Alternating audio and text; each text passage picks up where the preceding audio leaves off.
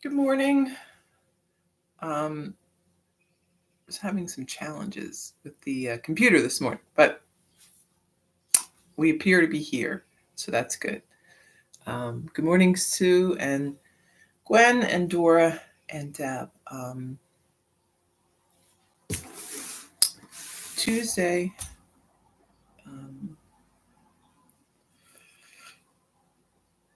I don't know, really nothing. This is just a regular sort of day. Nothing unusual is happening.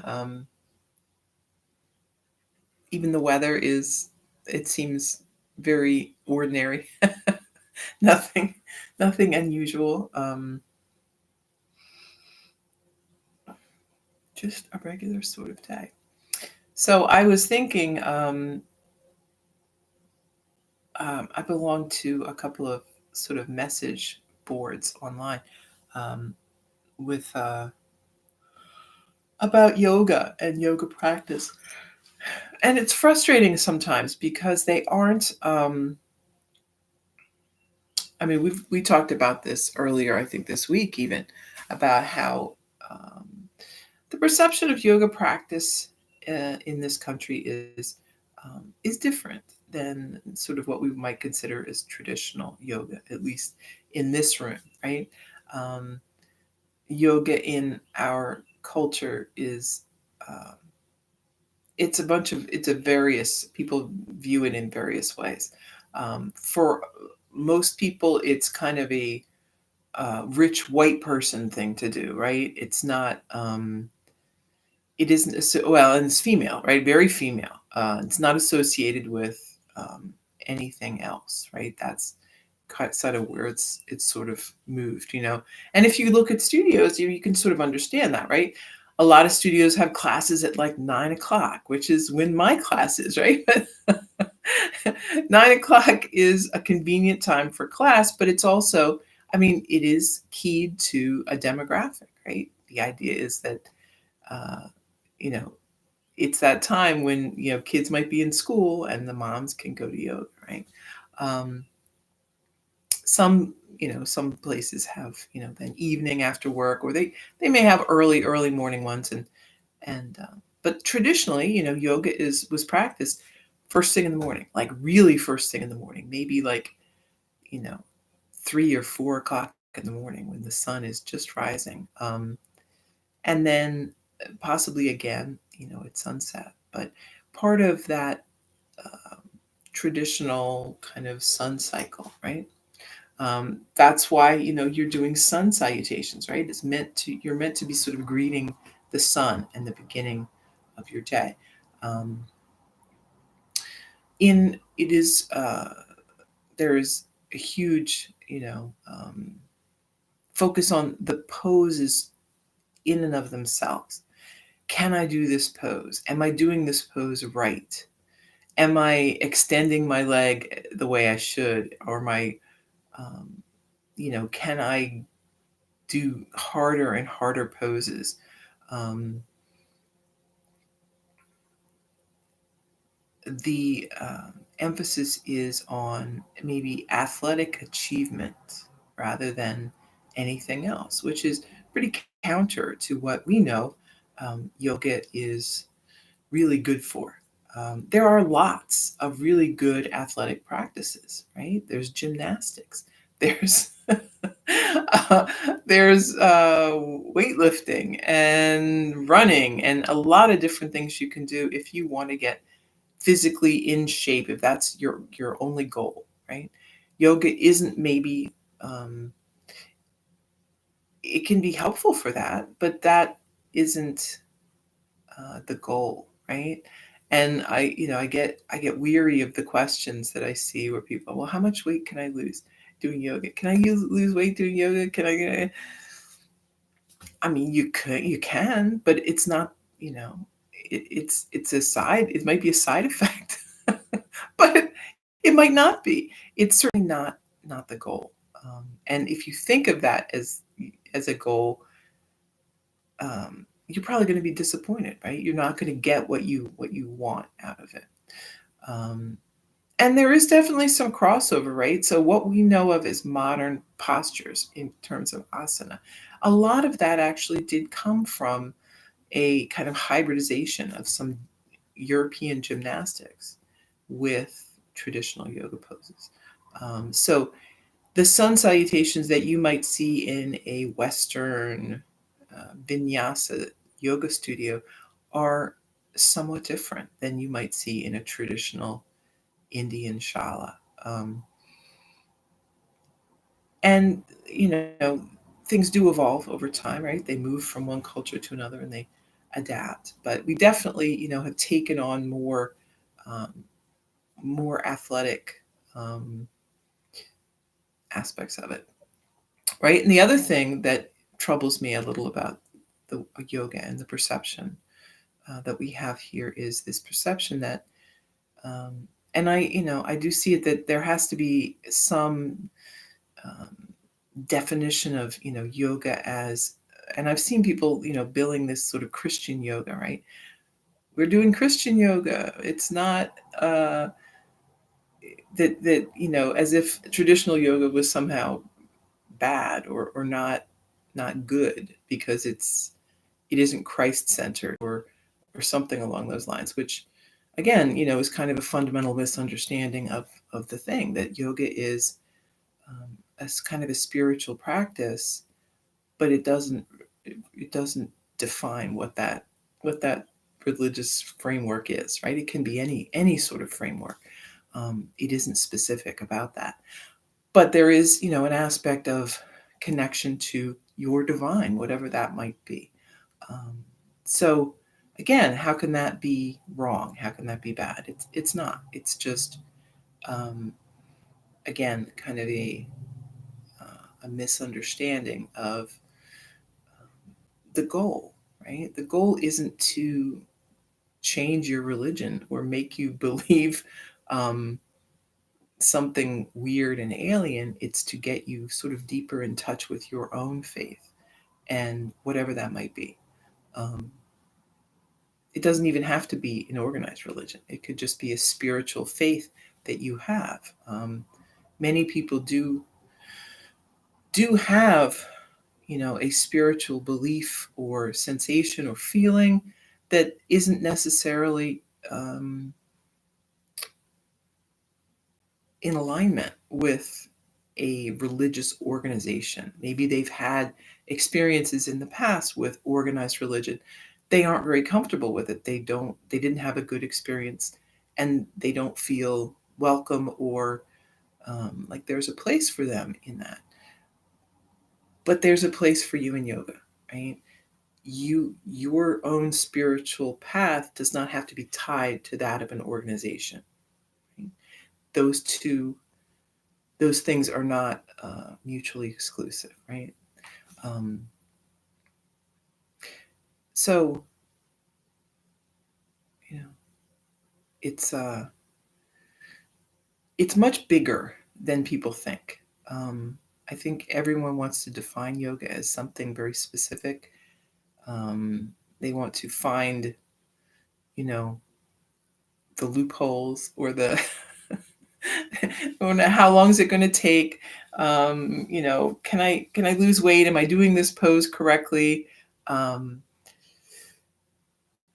you know, all of those things are valid questions, but um, they're asking the wrong question, right?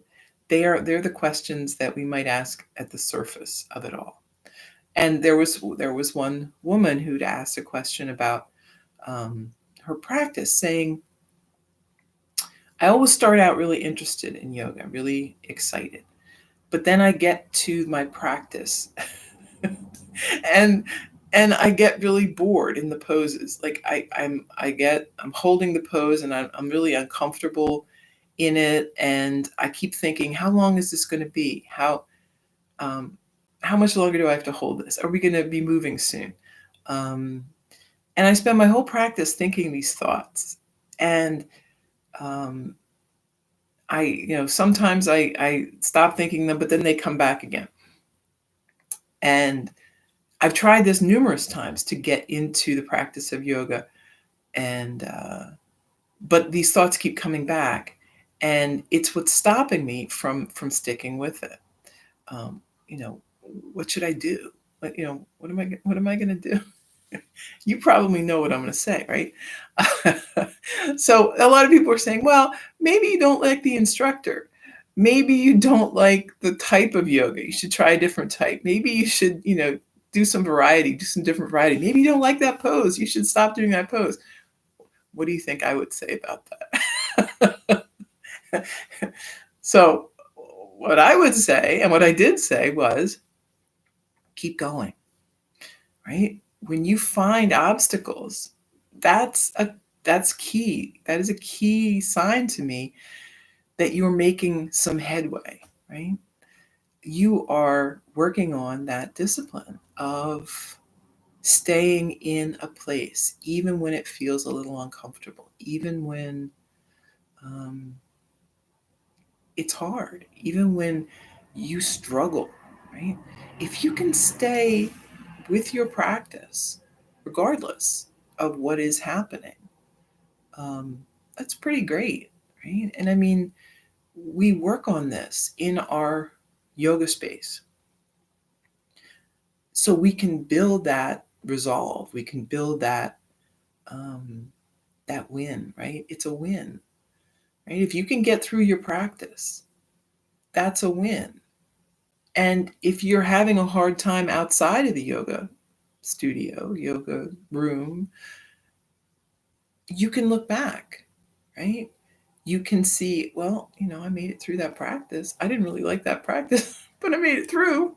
Uh, I can do this too. I can do this. I can do this.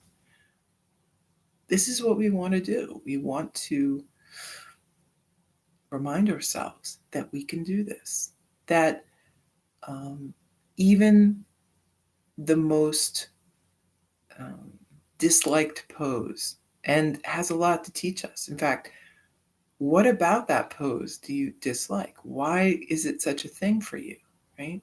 Why do you even have an opinion about it? It's just a pose. What is it bringing up for you? What is driving that um, discomfort, right? Do you just not like the shape? Maybe. Do you feel uncomfortable? Are you trying to do too much, right? Are you trying to hold it too long? Maybe. Are you trying to do something that you aren't physically in a good shape to do yet? Probably. Right? Do you see where we're going?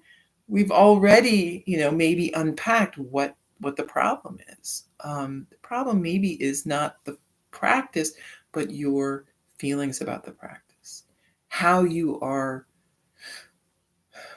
how you and your own stuff is getting on top of your practice, right? Your practice can be a very pleasant and comfortable place to be.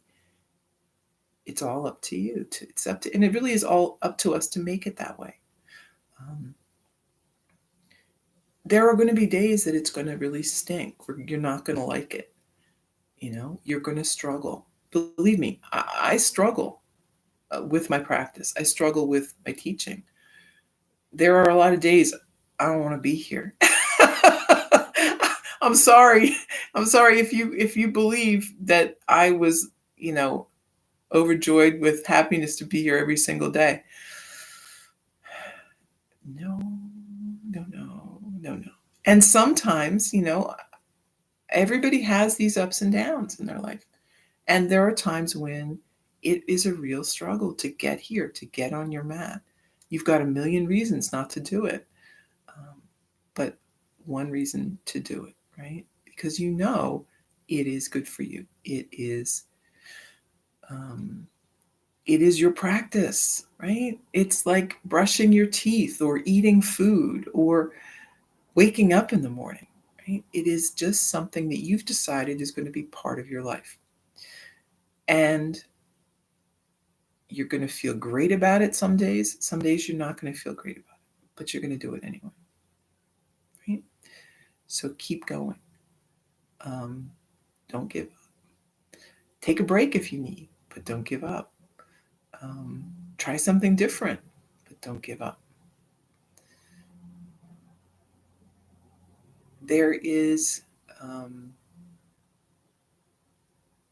a feeling, right, that if we give up, we're failing. If we adapt, we're failing. If we see where I'm going with this, if we can't do every single thing, we're failing. If we pick and choose the things that we need, we're failing, right? Not every single thing is for every single person every single day. But you can come to your mat. You can breathe, right? We can all do this. It doesn't matter in what shape you are. You can lay on your mat. You can do some pranayama. You can move around a little. You can just be peaceful and breathe. Maybe that's all that you want to do that day. Good. You are listening to your body. If you feel that you have a tendency to underdo things, right? To give yourself too much slack, you're probably wrong. You're probably just giving yourself enough slack, right? It reminds me of when we started homeschooling, and there was a lot of fear about, well, how will the kids learn? How will we know they're learning? What if they just want to sit around and do nothing all day? What if they, I mean, and these are all valid concerns, right? But the truth is, people don't want to do that. People might do that if they're exhausted, if they are overstressed, if they have issues, where they're trying to get through some stuff, they may. But as a rule, people are not going to do that, right?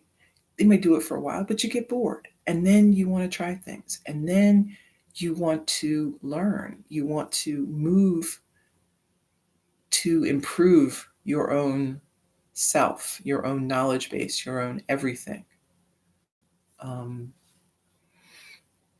You aren't lazy. You aren't um, you aren't unusual, right?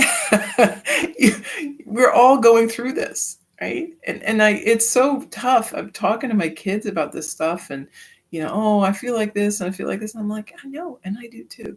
You might not believe it, I do too. Um, I don't have it all figured out. None of us do. We're all on this path, struggling, taking one step in front of just moving one foot in front of the other. That's it. Um, don't assume bad intention, right? You are doing the best you can. And the more kindness that you can serve yourself, the more understanding you can be with yourself, the more you will respond to that, right? When you understand, when your body understands, when this whole thing really believes that you are treating yourself with kindness, with concern, that you aren't going to force yourself to do things that are going to hurt you, that are going to make you unhappy, tired, stressed. When you really believe that, that's when things grow. That's when the magic happens, right? You then relax. You start to explore. What are you really interested in? What do you really want to do? You have that freedom to do that. So it's like someone who grows up in an extremely strict household, right? And I know if you aren't that person, I know you know someone who has done that. They've been maybe in a very, very strict household where self-expression was not allowed, where you did exactly what your parents told you to do. You chose the things they liked. Your likes and dislikes were unimportant. You were completely aligned with their way of doing things. And I know a lot of people who got through their whole life like that. Then they got to be an adult and they did not have any idea what they wanted or what they liked.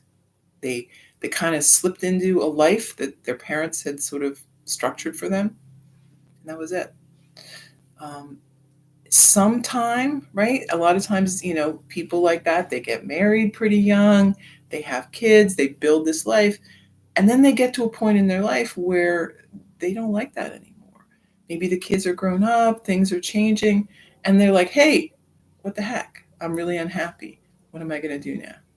So you don't have to wait to that point. You can do it right now, right?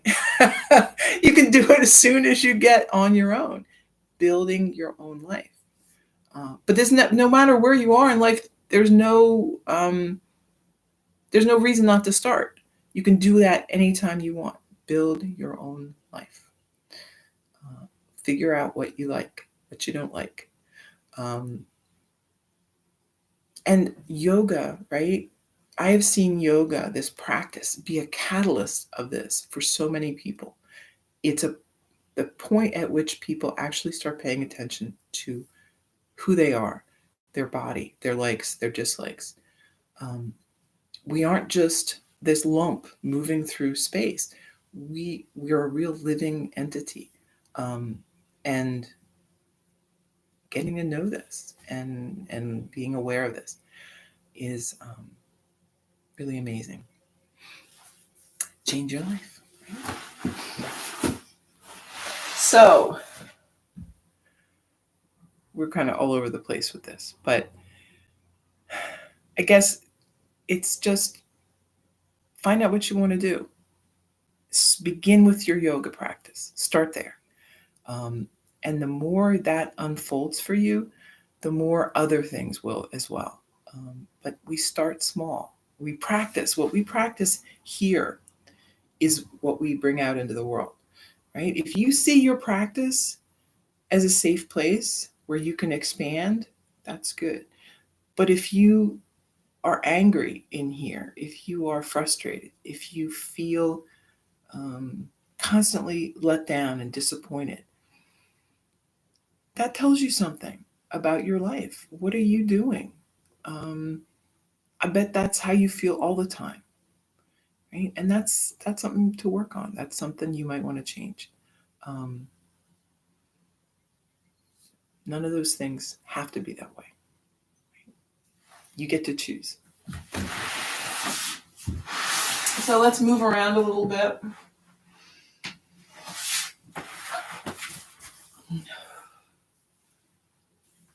We're gonna do seated cat-cow. So hands on the knees. Inhale, we're kind of leaning forward, pulling the shoulders back, gaze up. Exhale, curling the shoulders forward, draw the belly in. And then just moving. Inhales and exhales.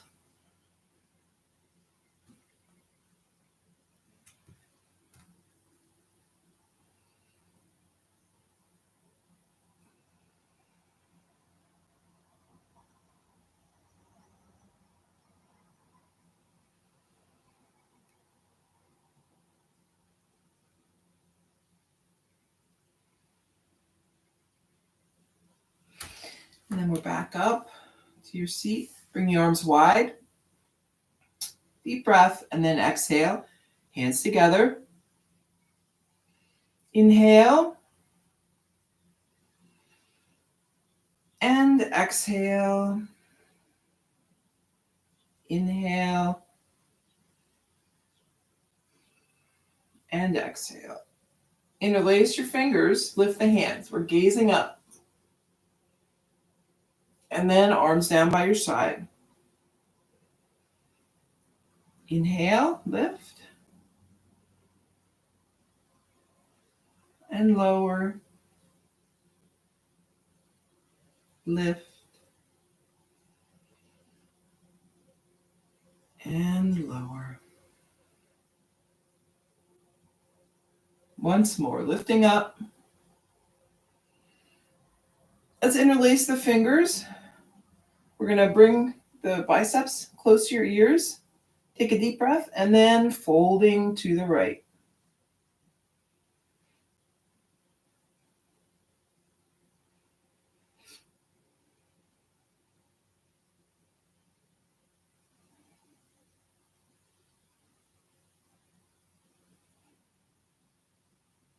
Back up, take a breath, and moving left.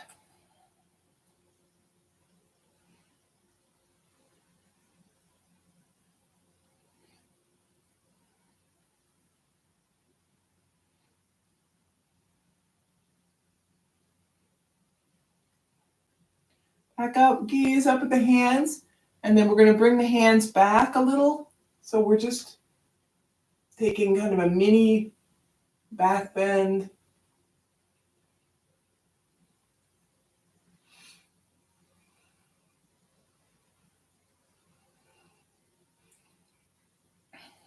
And back up.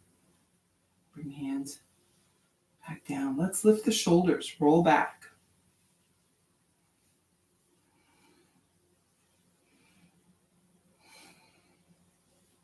And forward.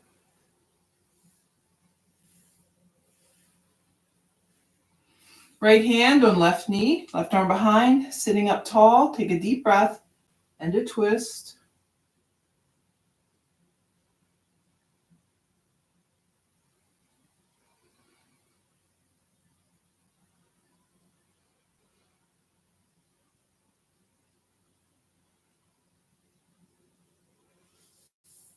Back to center and switch.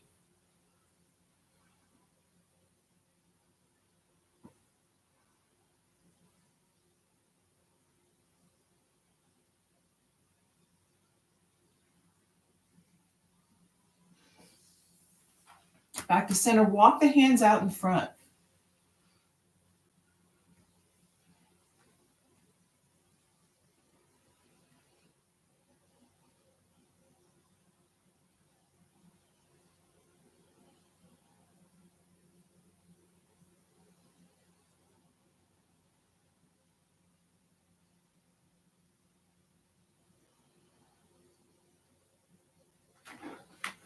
And then back up, hands behind, fingers pointing away from the body. Squeeze the shoulders together. Gaze up.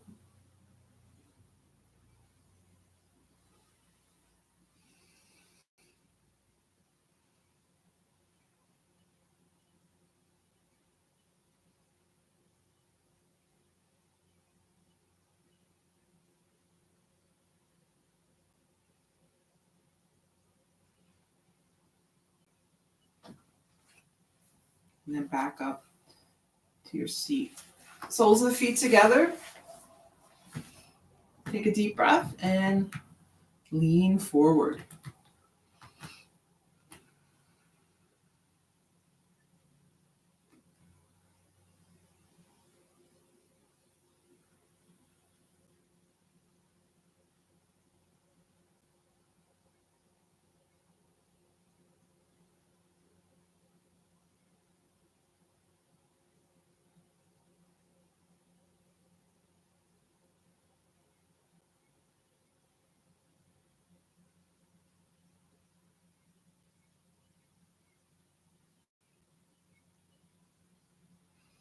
Back up. Let's lift the knees, catch a hold of the toes or the feet. Lean back a little. Find that balance and then maybe some extension.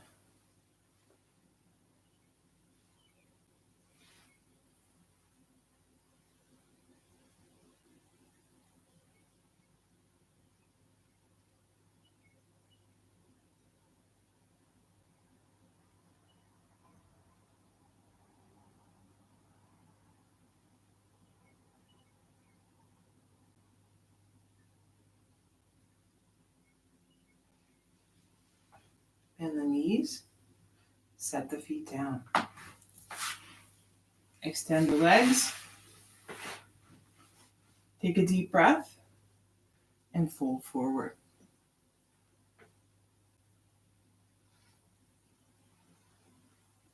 So the asana in your yoga practice, they're part of, the yoga practice because they are, beneficial to your body and to your health. They also, because of the movement of breath and the connection, right, with breath and movement, it is, there's a benefit to it that's beyond just a physical thing. But if you were, a physically active person doing a lot of things, let's point and flex. Asana might not be a big part of your practice. Your yoga practice might be something different altogether. Maybe you don't have time for a lot of asana, right? So you're doing maybe a couple poses or something like that, but you're doing a lot of run, I don't know, walking, whatever it is that you're doing for your physical activity, and that would be perfectly appropriate, right? We've talked about all the different types, practices of yoga and ways to practice yoga. It doesn't have to always be the physical. Let's bend the knee. And we're going to sit up nice and tall. And then lower that knee to the right. We're going to bring the foot in, take a deep breath, reach forward. And by the same token, right, you see people who have physical disabilities or real, they aren't very physically able to move, right? So people who are confined to wheelchairs, people who are doing something, maybe chair yoga or something like that, those people may not be able to practice a lot of asana in a very intense way, but they're still able to practice yoga, right? You don't have to have a certain level of physical ability to be able to practice yoga. All you have to do is to have a willingness to do it. Come on back up. Let's switch it around. Sitting up tall.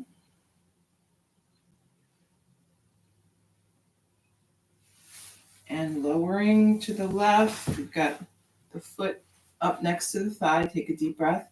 Lean forward.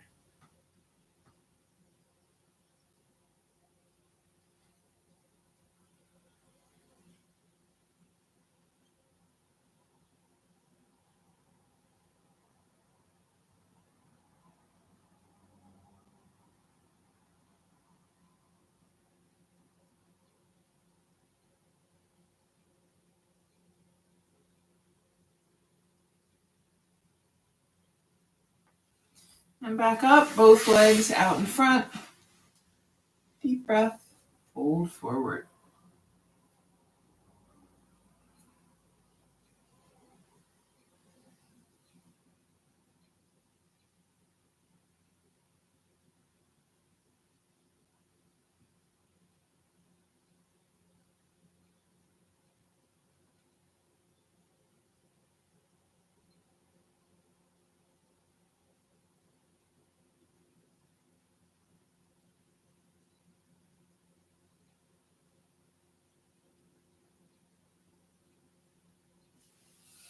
Moving back up.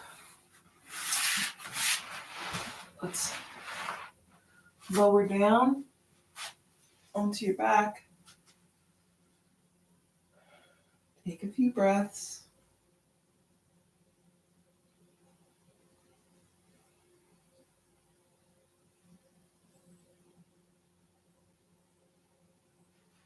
Let's hug the right knee in.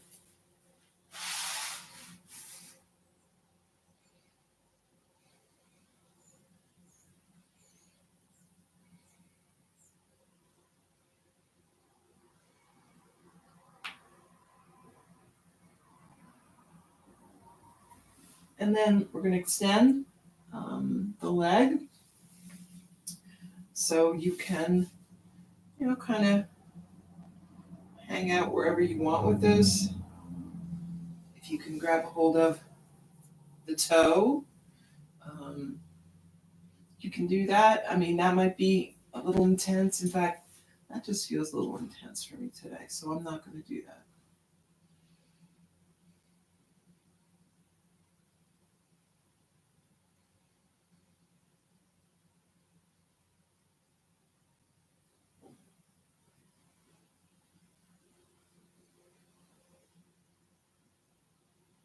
And then if you want to lower out to the side a little, you can.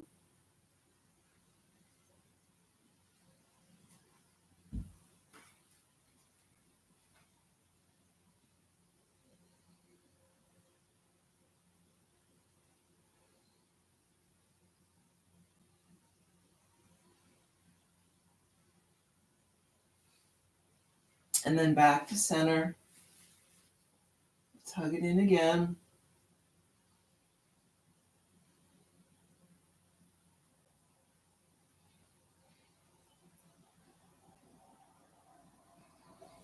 Then lowering the knee to the side.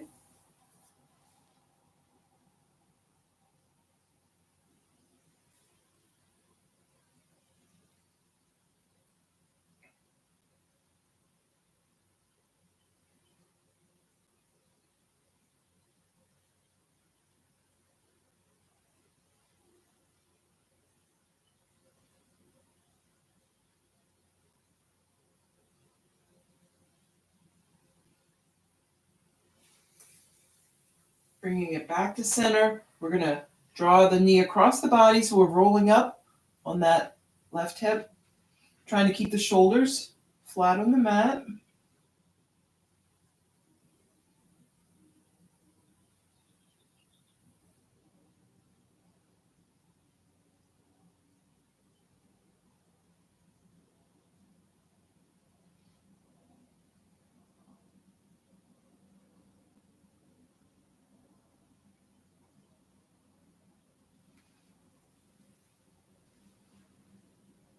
Back onto your mat, and then let's switch it around.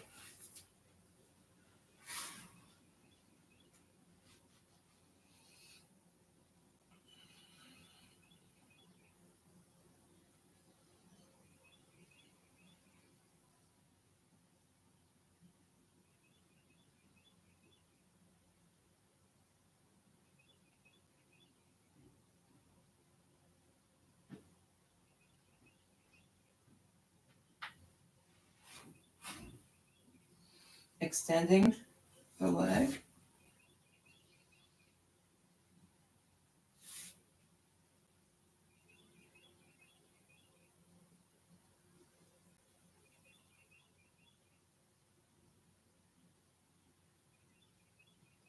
If you want to lower,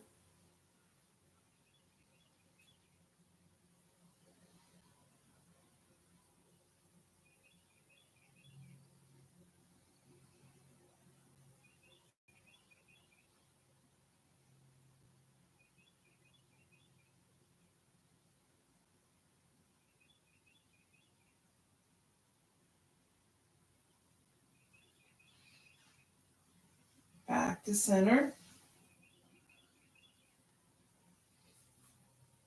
And then bending the knee again.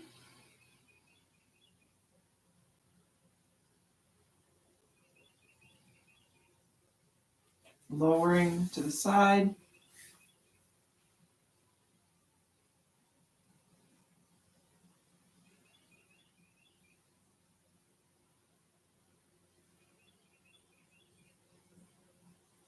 And then bringing the knee across the body.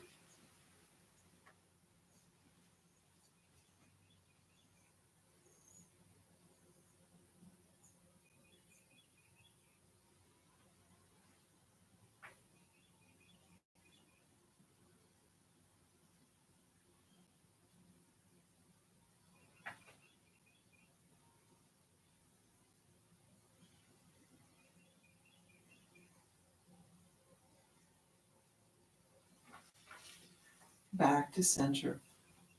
Extend both legs. Maybe bring the arms out to a T.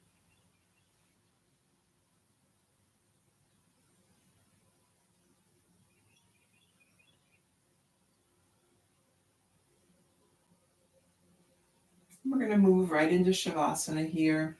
If you need to do anything to get comfortable,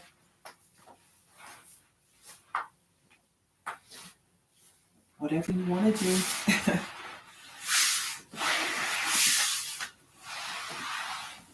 feeling steady and rested on the mat.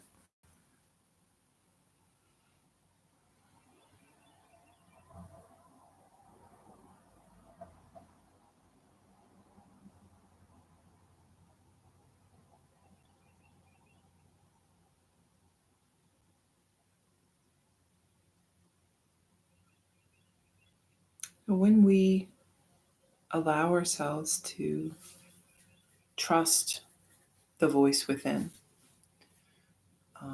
we become our best teacher. We are tapping into a source of truth and um, knowledge that is universal, that is timeless, um, that uh, really works for us. Um, when we listen to that voice that bubbles up within, it isn't, um, it's not something we are putting on top of ourselves, right? A lot of times, when you're learning things, when you're taking classes or in school, stuff like that, you're learning not necessarily at your own pace, right? You are learning at the pace the class is moving, and it may suit you, it may not suit you, but in life we don't always have the luxury, right, of being able to teach or to learn at our own pace. We have to take what's offered sometimes. But when we are learning internally, when we're going internally to find this truth, to find our path, to find how our life should be, that's exactly what we have, right? We are going to be given information, suggestions, ideas that bubble up from within just at the moment that we might need them. Um, that is really great, right? You can see your life unfolding. And the things that will come up for you will come up just at the right time, just when you are ready. Um, so people want to see, how is yoga? How can I change my life with yoga? Well, your life will just change. You will change it because that's what will happen. You will, when you tap into that source, um, all of a sudden, all of these answers become clear. Um, and instead of being putting things on top of you, like, oh, I got to do this, I got to do that, I got to do that, you you have a feeling that I'm doing this. This is what I'm doing, and then I'm going to do this, and then I'm going to do this. So your yoga practice really helps us be our best version. It doesn't change us into someone different. It makes us more deeply who we truly are.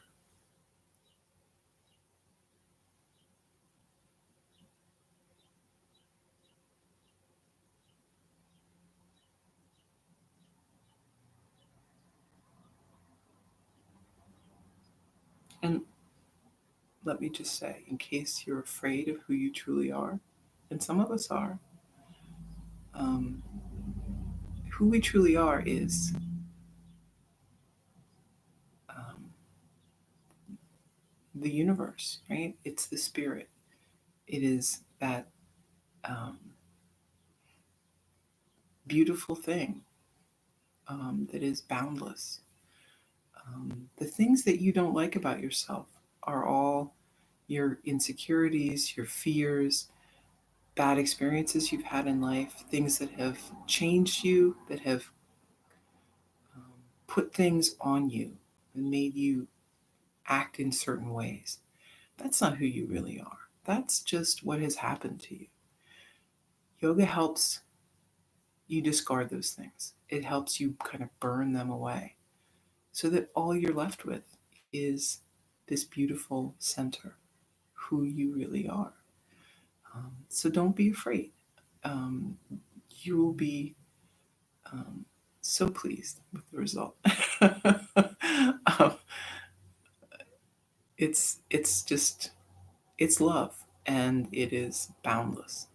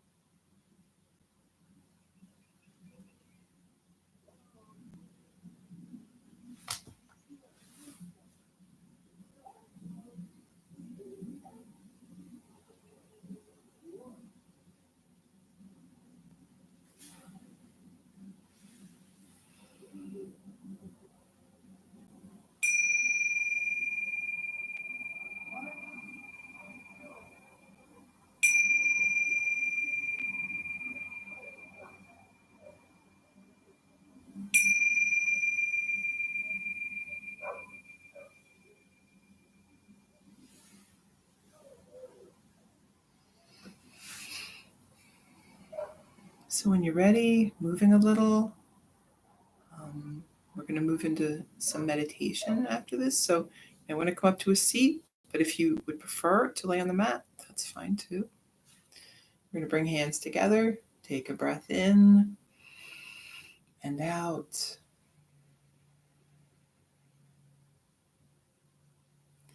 Thank you for taking time to come to your mat today, to work on your practice, and to share your practice with me.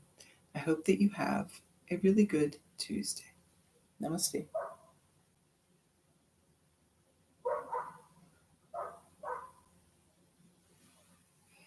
Okay, great. I hear my neighbor's dog is kicking up a fuss, so that'll be a good thing to overcome in your 5-minute meditation. Keeping that peace, keeping that focus, and not letting that distract you. So, sitting comfortably, you can sit on a cushion. Maybe you're leaning up against the wall or even sitting in a chair. You just want to feel comfortable. Breathe and relax. Steady focus.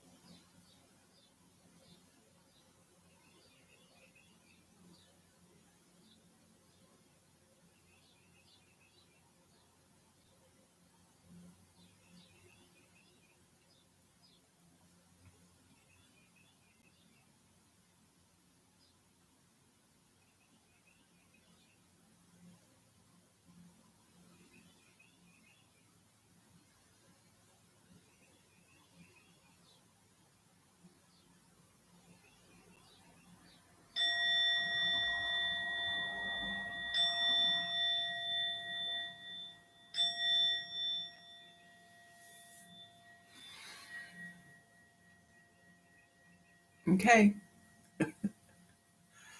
back to everyday life and awareness. Hopefully that was a peaceful 5 minutes for you. Okay, so enjoy your Tuesday. I will be back tomorrow.